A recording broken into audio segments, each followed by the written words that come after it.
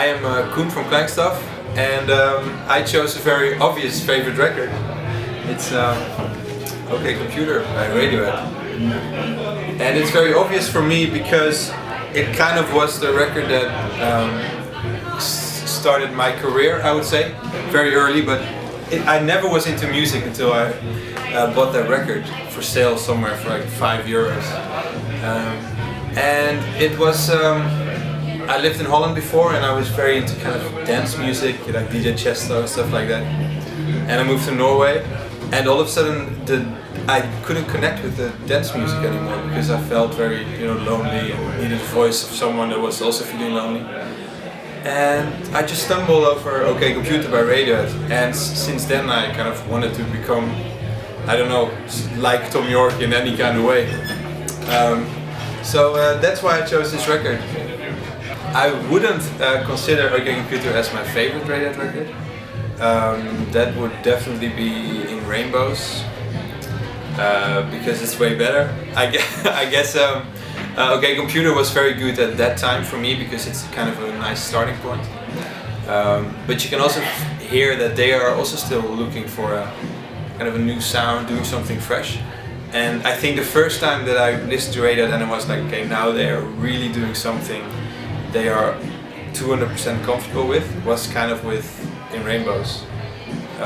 Which is a very long process. Like I think I'll have the same thing with Klangstof, that it will take like 5 albums before you kind of know like, oh, this is what it should sound like. So yeah, and on OK Computer you can still hear them looking for cool new ways to, like it's very experimental compared to In Rainbows. My favorite bit on OK Computer is when I was 14, it definitely was the guitar solo on Paranoid Android. That was kind of the only thing I was playing, and my dad would kind of put the electricity off because I was making so much noise in the basement. And now I think Climbing Up the Walls is definitely one of my favorite songs on there. Just because it has such a dark vibe to it that I really like. Before, I would definitely always go to Radiohead when I started making music. And now I kind of try to look a bit broader than that, because you don't want to be like Radiohead. It's good to have people say that you sound like Radiohead because they've been everywhere, so it still doesn't say anything.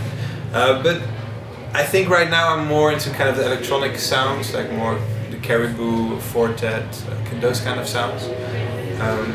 But it's basically when I'm producing, I usually try to use the same techniques as Radiohead does. Because I do love the way Nigel Godrich, their producer, records.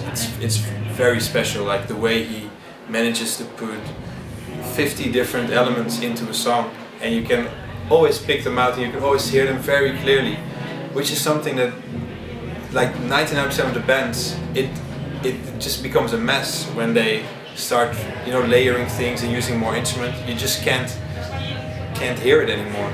And what I love about Radiohead is that you can always hear every element of it really clearly. And that's also why I'm almost more fan of Nigel Godrich when I'm in the studio than of Radiohead.